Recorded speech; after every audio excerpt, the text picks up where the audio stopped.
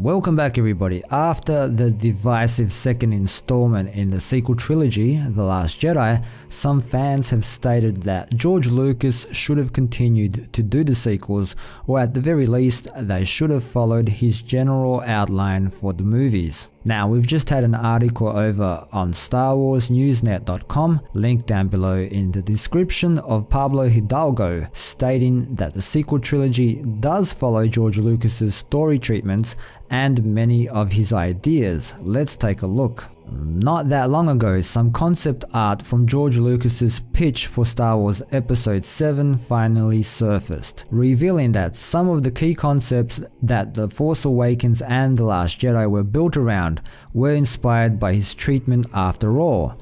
Now, Pablo Hidalgo is taking to Twitter to explain the creative process on how things change from conceptualization to actualization. The first couple of points worth discussing here were actually brought up by a Full of Sith podcast contributor, Brian Young, on his Twitter page, where he noted that a number of story elements from both The Force Awakens and The Last Jedi were borrowed from Lucas's story treatments based on the art of books for both The Force Awakens and The Last Jedi. Young mentioned that many of the plot points for the character of Kylo Ren were already decided by Lucas, that he would betray his uncle, kill many of his fellow students, and ultimately murder his own father. Likewise, Rey would ultimately convince Luke to get out of his depression and do something about the war. The key difference is that both of these events would have happened in the same Episode 7, whereas in The Force Awakens and The Last Jedi, they're both late movie plot points. Hidalgo added to Young's observations by noting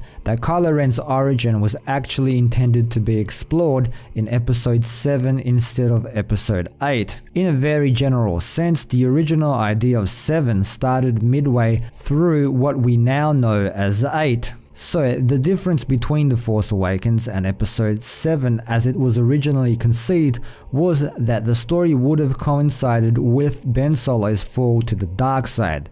Instead, we're introduced to him being Snoke's apprentice for a few years. The son falling to the dark side was always in the mix. The movies just ended up having it already an established fact. Later, Young got into an argument with an expanded universe fan who was unhappy with the direction of the new films. The EU fan argued that Star Wars Legends was closer to Lucas's vision. It wasn't, and Young responded by reiterating what was mentioned above, with other users chipping in to suggest that Lucas's ideas weren't completely scrapped, so much as they were reworked by the people working on the new movies. Hidalgo added to the conversation by adding some of the code names for the other characters, Skylar and Kira wasn't the first proposed name either. She had at least two others, became after a fashion Finn and Rey. The Jedi Killer morphed from Talon, corrupting the sun to becoming the sun. Uber became Snoke, the starting point shifted, yada yada. I think the fact that a lot of people refer to the as scripts showed they don't really understand what it is they're talking about. The Sun and the Jedi Killer, of course,